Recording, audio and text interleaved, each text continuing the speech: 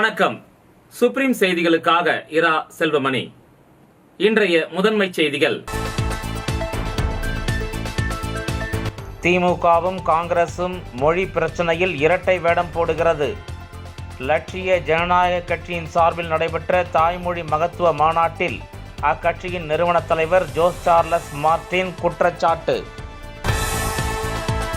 POCSO சட்டத்தில் கைது செய்யப்பட்ட இரு சிறுவர்கள் சீர்திருத்த பள்ளியில் அடைக்கப்பட்ட நிலையில் சிறுவர்கள் இருவரும் ஆஷா பிளேடை பயன்படுத்தி சீர்திருத்த பள்ளியின் ஜன்னல் கம்பியை அறுத்து தப்பிச் சென்றவர்களை போலீசார் குண்டுக்கட்டாக கைது செய்து மீண்டும் சிறுவர் சீர்திருத்த பள்ளியில் அடைத்தனர். புதுச்சேரி துறைமுகம் உள்ளிட்ட கடலோர பகுதிகளில் நண்பர்களுடன் பல வகை மது மாமிசங்களுடன் சண்டே பார்ட்டி கொண்டாட்டத்தில் ஈடுபட்டவர்களை கடலோர காவல்படை போலீசார் பல்வேறு இடங்களுக்கு தேடிச் சென்று விடாமல் விரட்டியடித்தனர். புதுச்சேரி தலித் மக்கள் பாதுகாப்பு இயக்கம் சார்பில் தலித் மாணவர்களுக்கான இலவச கல்வி திட்டத்தை முறையாக செயல்படுத்தாதது ஏன் என கேள்வி எழுப்பி கண்டன கோரிக்கை ஆர்ப்பாட்டம். இனி விரிவான செய்திகள். திமுகவும் காங்கிரசும் இன்று மொழி பிரச்சனையில் இரட்டை வேடம் போடுவதாக லட்சிய ஜனநாயக கட்சியின் சார்பில் நடைபெற்ற தாய்மொழி மகத்துவ மாநாட்டில் அக்கட்சியின் நிறுவன தலைவர் ஜோஸ் சார்லஸ் மார்டின் தெரிவித்துள்ளார். லட்சிய ஜனநாயக கட்சியின் தாய்மொழி மகத்துவ மாநாடு புதுச்சேரி நோனாங்குப்பம் பகுதியில் உள்ள தனியார் திடலில் நடைபெற்றது. நிறுவன தலைவர் ஜோஸ் சார்லஸ் மார்டின் தலைமையில் நடைபெற்ற இம்மாநாட்டில் 20,000க்கும் மேற்பட்ட தொண்டர்கள் பொதுமக்கள் பங்கேற்றனர். மாநாட்டில் பேசிய கட்சியின் நிறுவன தலைவர் ஜோஸ் சார்லஸ் மார்டின் ஒவ்வொருவரின் தாய்மொழியும் பெருமைக்கு உரியது என்றார். அதை போற்றும் வகையில் தங்கள் கட்சி சார்பில் முதல் மாநாட்டை நடத்துவதாகவும் தங்கள் கொள்கை தலைவர்களை இந்த மாநாட்டு மூலம் புதுச்சேரி மக்களுக்கு தெரிவிக்கிறோம். சேர சோழ பாண்டியர்களும் நமது தலைவர்களும் நமது அடையாளமாக உள்ளனர். அனைத்து துறைகளிலும் நமது முன்னோர்கள் சிறப்பாக இருந்து காட்டிவிட்டு சென்றுள்ளனர். அவையாவும் நம்மை ஆண்டவர்களால் மறைக்கப்பட்டுவிட்டன. நம்மை நாமே மோசமாக நினைத்து கொள்ளும்படியாக செய்துவிட்டனர். நான் சிறுவயதில் தமிழில் பேசினால் என் பள்ளியில் இலக்காரமாக நினைப்பார்கள். அப்போது தாய்மொழி பெருமை தெரியவில்லை. திமுகவும் காங்கிரசும் இன்று மொழி பிரச்சனையில் இரட்டை வேடம் போடுகின்றன. இலங்கையில் நடந்த இன துரோகத்தையும் நாம் மறந்துவிட முடியாது. லெமுரியா என்கின்ற குமரிக்கண்டத்தில் இருந்துதான் நமது முன்னோர்கள் தமிழர்களாக வளர்ந்து வந்தனர். ஒடிசா பாலு என்பவர் இதை ஆதாரத்துடன் நிரூபித்தார். கண்ணகி சிலை வடிக்க சேர மன்னன் இமயம் சென்று கல் கொண்டு வந்தான். கரிகாலன் கட்டி வைத்த கல்லணை, ராஜராஜ சோழன் கட்டிய பெரிய கோயில் போன்றவர்கள் எல்லாம் தமிழர்களின் பெருமையாக இருந்தனர். தமிழர்களின் தற்காப்பு கலைதான் குங்ஃபு கலையாக பரிணாமம் பெற்றிருக்கிறது. தங்கள் கொள்கை தலைவர்களை இந்த மேடையில் உங்களுக்கு காட்டியிருக்கிறோம். புதுச்சேரியும் சிங்கப்பூர், துபாய், ஹாங்காங் போல ஏன் மாறக்கூடாது என்று கேள்வி எழுப்பிய அவர், விடுதலை பெற்றும் நமது மாநிலம் இன்னும் சுத்தமான குடிநீரை பெற முடியாமல் இருக்கிறோம். இதற்கெல்லாம் தீர்வு காணத்தான் தாங்கள் அரசியலுக்கு வந்திருக்கிறோம். 2050 புதுச்சேரி எப்படி இருக்க வேண்டும் என்பதற்கான சிந்தனைகளை எல்லாம் வடிவமாக வைத்திருக்கிறேன். அதற்காக நான் குரல் கொடுத்து புதுச்சேரியை மாற்றி காட்டுவேன் என்று உங்களிடம் உறுதியளிக்கிறேன். இருக்கிற தொழிலை விட்டுவிட்டு அரசியல் எதற்கு என கேட்கலாம். வெளிநாடு செல்கின்ற போதெல்லாம் நமது ஊரும் அப்படி இருக்க வேண்டும் என நான் நினைத்தேன். அதன் விளைவுதான் LJK கட்சியாக வந்திருக்கிறது. கல்வி, சுகாதாரம், வேலைவாய்ப்பு போன்ற அனைத்து துறையிலும் புதுச்சேரியை முன்னோடி மாநிலமாக மாற்றுவதே தனது லட்சியம். அதை நோக்கிய பயணத்தை தொடர்கிறேன் என்றார்.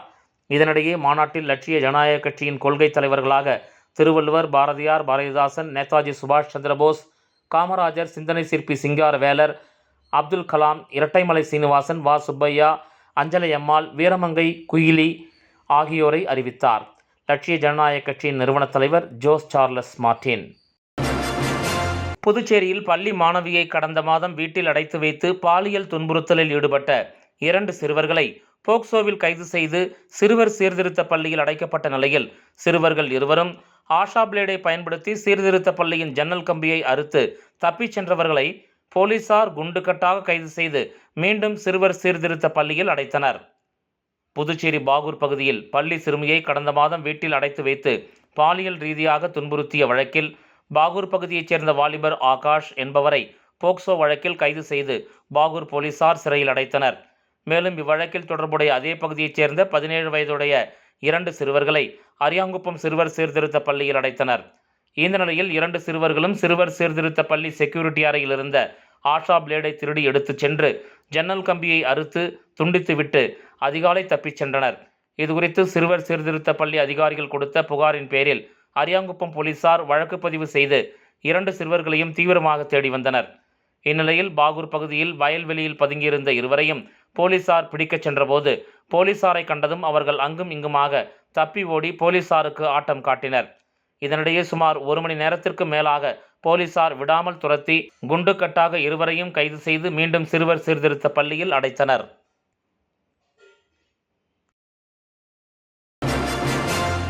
புதுச்சேரி துறைமுகம் உள்ளிட்ட கடலோர பகுதிகளில் நண்பர்களுடன் பல வகை மது மாமிசங்களுடன் சண்டே பார்ட்டி கொண்டாட்டத்தில் ஈடுபட்டவர்களை கடலோர காவல்படை போலீசார் பல்வேறு இடங்களுக்கு தேடிச் சென்று விடாமல் விரட்டியடித்தனர்.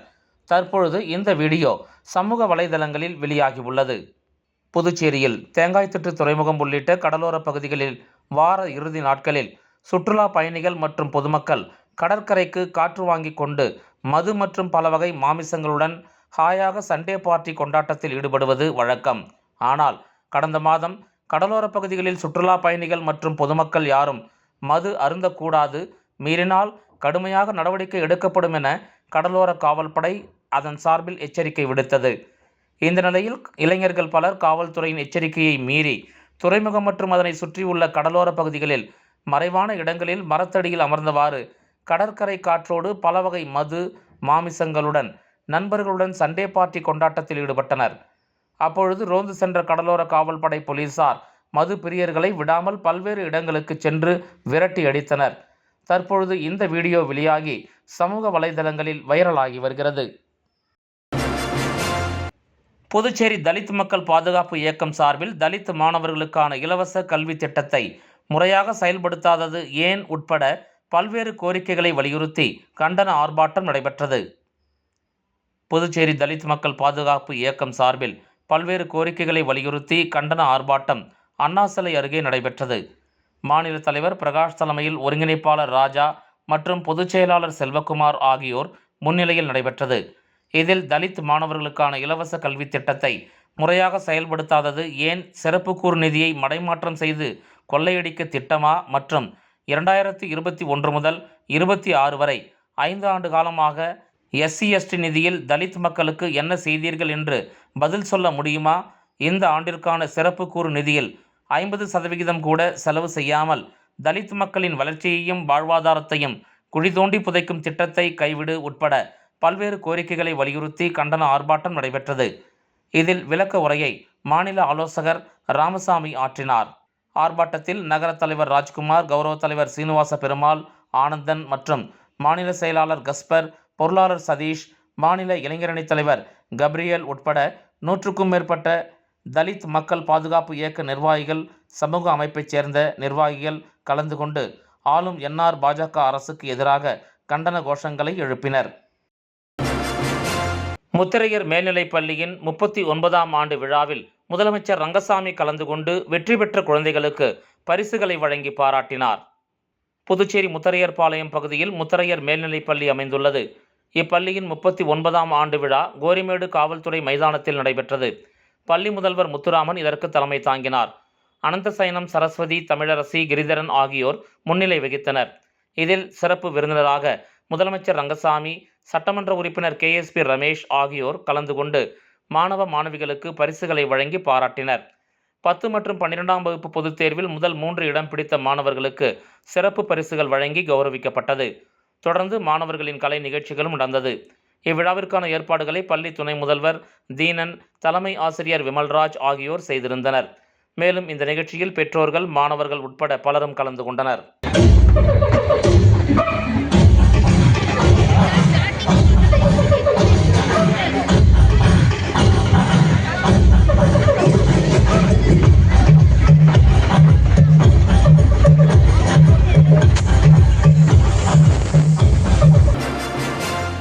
புதுச்சேரியை அடுத்த கொம்பாக்கத்தைச் சேர்ந்த பாஸ்கர் என்பவர் வீட்டில் கடந்த 3ஆம் தேதி ரூபாய் 5,60,000 ரொக்கம், 7 கிராம் தங்க நகை திருடு போனது.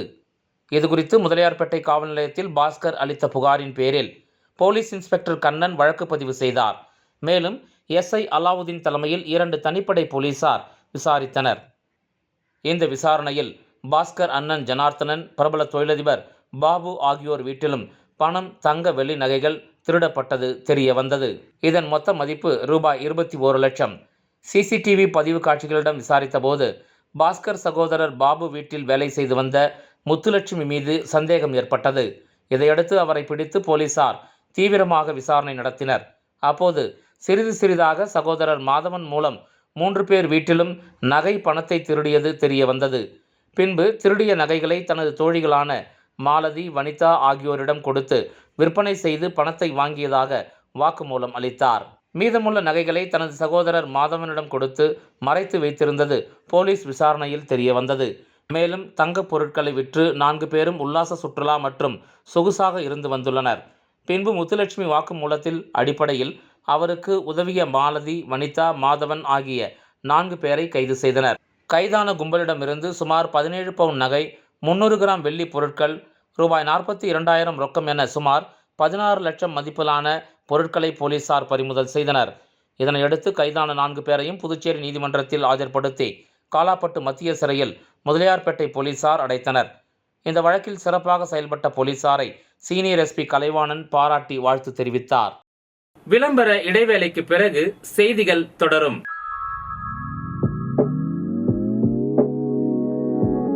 ஜோஸ் ஆலுகாஸில் இயர் எண்ட் சேல் வந்தாச்சு. தங்க நகைகளுக்கான சேதார கட்டணத்தில் பிளாட் 50% தள்ளுபடி பெறுங்கள். இப்பவே ஷாப்பிங் செய்யுங்க.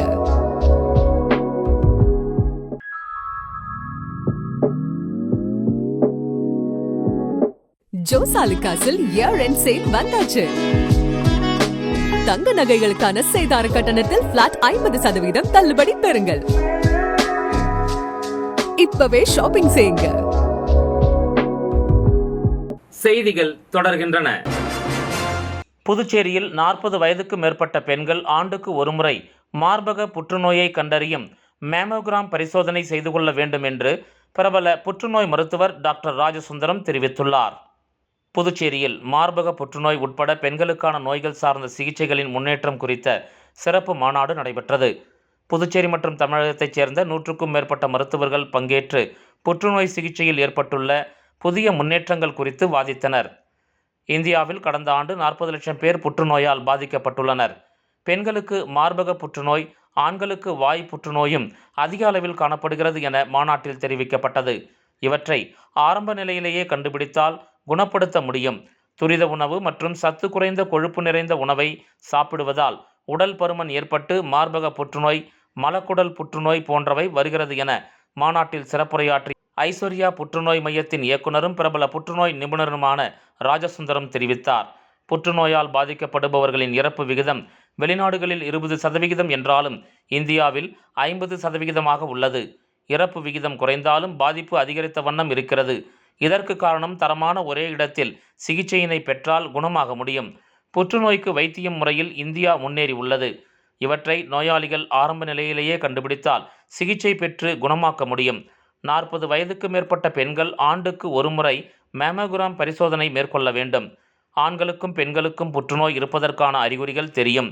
அதனை அலட்சியப்படுத்தாமல் மருத்துவரை அணுகினால் சிகிச்சை பெற்று உயிர் இழப்பிலிருந்து தங்களை காப்பாற்றிக் கொள்ள முடியும் என்றும் அவர் கூறினார்.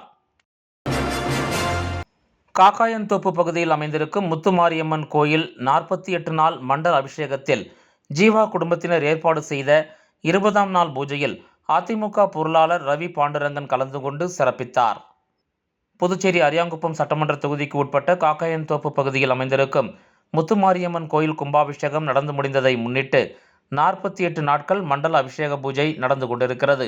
இதில் 20வது நாள் நிகழ்வில் ஜீவா குடும்பத்தினர் நடத்தினர். அபிஷேக பூஜையில் சிறப்பு அழைப்பாளராக அதிமுக பொருளாளர் ரவி பாண்டுரங்கன் கலந்து கொண்டு சாமி தரிசனம் செய்தார். அதனைத் தொடர்ந்து 500க்கும் மேற்பட்ட பக்தர்களுக்கும் பொதுமக்களுக்கும் பரோட்டா மற்றும் வெண்பொங்கல் பிரசாதமாக வழங்கப்பட்டது. தொடர்ந்து அதிமுக பொருளாளர் ரவி பாண்டுரங்கன் அவர்களுக்கு கோயில் நிர்வாகம் மாலை அணிவித்து ஊர் மரியாதை செய்தனர். அதனையடுத்து அவருடைய ஆதரவாளருக்கும் ஊர் மரியாதை செய்யப்பட்டது. இந்த நிகழ்ச்சியில் ஏராளமான பெரியவர்கள் மற்றும் அவருடைய ஆதரவாளர்கள், இளைஞர்கள் கலந்து கொண்டனர். புதுச்சேரி பங்கூர் ஸ்ரீ ராமச்சந்திரா வித்யாலயா மேல்நிலைப் பள்ளியில் வருடாந்திர விளையாட்டுப் போட்டிகள் சிறப்பாக நடைபெற்றது. புதுச்சேரி அரியூர் பங்கூர் பகுதியில் அமைந்துள்ள புதுச்சேரி அரசின் அங்கீகாரம் பெற்ற ஸ்ரீ ராமச்சந்திர வித்யாலயா மேல்நிலைப் பள்ளியில் வருடாந்திர விளையாட்டுப் போட்டிகள் மிக சிறப்பாக நடைபெற்றது. இதில் சிறப்பு விருந்தினராக தமிழக முன்னாள் டிஜிபி டாக்டர் சைலேந்திர பாபு அவர்கள் கலந்து கொண்டு விளையாட்டுப் போட்டிகளை தொடங்கி வைத்து மாணவர்களிடையே சிறப்புரையாற்றினார். மேலும் போட்டியில் வெற்றி பெற்ற மாணவர்களுக்கு பரிசுகளை வழங்கி பாராட்டினார். இந்த நிகழ்ச்சியில் கௌரவ விருந்தினராக Puducherry self finance private school association தலைவர் டாக்டர் தியாகராஜன் நிகழ்ச்சியில் கலந்து கொண்டு சிறப்புரையாற்றி மாணவர்களுக்கு பரிசுகளை வழங்கினார். நிகழ்ச்சியில் கலந்து கொண்ட சிறப்பு விருந்தினர்கள் மற்றும் மாணவர்கள், பெற்றோர்கள் என அனைவரையும் பள்ளியின் தாளாளர் சங்கர நாராயணன் அவர்கள் வரவேற்றார். மேலும் இந்த நிகழ்ச்சியில் சிறப்பு அழைப்பாளர்களாக புதுச்சேரி நல்லாசிரியர் விருது பெற்ற ஆதி ராஜாராம், திருக்குறள் மன்ற ஒருங்கிணைப்பாளர் பாலசுந்தரம், லீடு நிறுவனத்தின் மேலாளர் சதீஷ் ஆகியோர் கலந்து கொண்டனர். பள்ளியின் நிர்வாக இயக்குனர் ராம்பிரசாத் அவர்கள் இந்த நிகழ்ச்சியில் கலந்து கொண்ட அனைவருக்கும் நன்றி தெரிவித்தார். இந்த நிகழ்ச்சிக்கான ஏற்பாடுகளை பள்ளியின் ஆசிரியர்கள் மற்றும் ஊழியர்கள் சிறப்பாக செய்திருந்தனர். மேலும் மாணவர்களின் கண்கவர் கலை நிகழ்ச்சிகளும் காண்போரை கவர்ந்தது. புதுச்சேரி மகளிர் காங்கிரஸ் தலைவி நிஷா அமர்ந்த இடத்தை மஞ்சள் தெளித்து சுத்தம் செய்த பாஜக பெண் நிர்வாகிகள். இதன் வீடியோ சமூக வலைதளங்களில் தற்போது வைரலாகி வருகிறது. புதுச்சேரி காங்கிரஸ் மற்றும் பாஜக இடையே நேற்று கடுமையான மோதல் ஏற்பட்டது. இருவரும் மாறி மாறி கற்களை கொண்டு செருப்புகளை எறிந்தும் தாக்கிக் கொண்டனர். இதில் மகிழா காங்கிரஸ் தலைவி நிஷா பாஜகவை கண்டித்து பாஜக அலுவலகம் எதிரே சாலையில் அமர்ந்து போராட்டம் நடத்தினார். இந்த நிலையில் போராட்டம் நடத்திய பின்பு அங்கே வந்த பாஜக மகளிர் நிர்வாகிகள் அந்த இடத்தை மஞ்சள் தெளித்து சுத்தம் செய்த விவகாரம் அதிர்ச்சியை ஏற்படுத்தி உள்ளது. மகிழா காங்கிரஸ் தலைவி நிஷா முஸ்லிம் சமூகத்தை சேர்ந்தவர் என்பது குறிப்பிடத்தக்கது. தனிப்பட்ட முறையில் அவரை தரைக்குறைவாக விமர்சனம் செய்த பாஜக தொண்டர்கள் பேசிய வீடியோ தற்போது சமூக வலைதளங்களில் வைரலாகி வருகிறது. Bank of India Puducherry cluster கூட்டத்தில் ஏராளமான வங்கி ஊழியர்கள் கலந்து கொண்டனர். Bank of India Puducherry cluster கூட்டம் 100 அடி சாலை தனியார் தங்கும் விடுதியில் நடைபெற்றது. இவ்விழாவில் பேங்க் ஆஃப் இந்தியா வங்கி ஊழியர்கள் நலச்சங்கத்தின் சென்னை தலைவர் முத்துகிருஷ்ணன் கலந்து கொண்டு தலைமை தாங்கினார். பேங்க் ஆஃப் இந்தியா அகில இந்திய வங்கி ஊழியர்கள் சங்க துணைத் தலைவர் சந்திரசேகரன் மற்றும் பேங்க் ஆஃப் இந்தியா சென்னை வங்கி ஊழியர்கள் நலச்சங்கத்தின் பொதுச் செயலாளர் ஸ்ரீதர், இணை பொதுச் செயலாளர் சாம்சங் விஜயகுமார் ஆகியோர் கலந்து கொண்டு சிறப்புரை நிகழ்த்தினர். மேலும் விழாவில் புதுவை, விழுப்புரம், நாகப்பட்டினம் மற்றும் கடலூர் மாவட்ட பேங்க் ஆஃப் இந்தியா வங்கி ஊழியர்கள் கலந்து கொண்டு சிறப்பித்தனர். மேலும் இதில் புதுவை வங்கி ஊழியர்கள் சங்கத்தின் செயலாளர் மற்றும் பேங்க் ஆஃப் இந்தியா சென்னை சங்க உதவி தலைவர் அன்பரசு வரவேற்புரையாற்றினார். இவ்விழாவிற்கான ஏற்பாட்டினை புதுவை வங்கி ஊழியர் சங்க உதவி செயலாளர் மற்றும் சென்னை சங்கத்தின் செயற்குழு உறுப்பினர் சகாயராஜ் மற்றும் மணிகண்டன், அரிராம், வெங்கடேசன் ஆகியோர் செய்திருந்தனர். நிறைவாக புதுவை வங்கி ஊழியர்கள் சங்க செயற்குழு உறுப்பினர்கள் செந்தில்குமார் நன்றி உரையாற்றினார். அதனைத் தொடர்ந்து செய்தியாளர்களை சந்தித்த பேங்க் ஆஃப் இந்தியா வங்கி ஊழியர்கள் நல சங்கத்தின் சென்னை தலைவர் முத்துகிருஷ்ணன், வங்கிகளில் போதிய ஆட்கள் பணியில் இல்லாததால் வாடிக்கையாளர்களுக்கு எளிதில் அவர்களது தேவைகளை பூர்த்தி செய்ய முடியவில்லை என்றும், ஊழியர்கள் மிகவும் குறைவாக உள்ளதால் அதனை அதிகப்படுத்த வேண்டும் என கோரிக்கை வைத்தார். அதனைத் தொடர்ந்து கடைநிலை ஊழியர்கள் மற்றும் ஆயுதமேந்திய இந்திய பாதுகாப்பு ஊழியர்கள் பற்றாக்குறை உள்ளது, அதனையும் அரசு விரைந்து நடவடிக்கை எடுத்து போதிய ஆட்களை நியமனம் செய்ய வேண்டும் உள்ளிட்ட பல்வேறு கோரிக்கைகளை அவர் அரசுக்கு முன்வைத்தார். இந்திரா நகர் சட்டமன்ற தொகுதிக்கு உட்பட்ட பல்வேறு பகுதிகளில் 2 கோடி ரூபாய் மதிப்பீட்டில் சாலை அமைக்கும் பணிகளை அரசு கொறடா ஏகேடி ஆறுமுகம் பூமி பூஜை செய்து துவக்கி வைத்தார். புதுச்சேரி இந்திரா நகர் தொகுதிக்கு உட்பட்ட பல்வேறு பகுதிகளில் சாலை அமைக்கும் பணிகளுக்கான பூமி பூஜை நிகழ்ச்சி நடைபெற்றது. இதில் முத்தரையர்பாளையம், செவத்த கவுண்டர் வீதி மற்றும் திலாசுப்பேட்டை பகுதியில் 35,99,000 ரூபாய் மதிப்பீட்டில் சாலை அமைக்கும் பணிகளையும், அதேபோல் திலாசுப்பேட்டை பகுதியில் உள்ள தேரோடும் வீதி மற்றும் இலுப்புத்தோப்பு வீதியைச் சேர்ந்த சாலைகளுக்கு 30,33,000 மதிப்பீட்டிலும், மேலும் கட்டபொம்மன் நகர் மற்றும் முல்லை வீதியில் 49 லட்சம் ரூபாய் மதிப்பீட்டிலும், காமராஜ் நகர், வாணிதாசன் வீதி 44 லட்சம் ரூபாய் உள்ளிட்ட பல்வேறு இடங்களில் சாலை அமைக்கும் பணிக்கான பூமி பூஜை நிகழ்ச்சி நடைபெற்றது.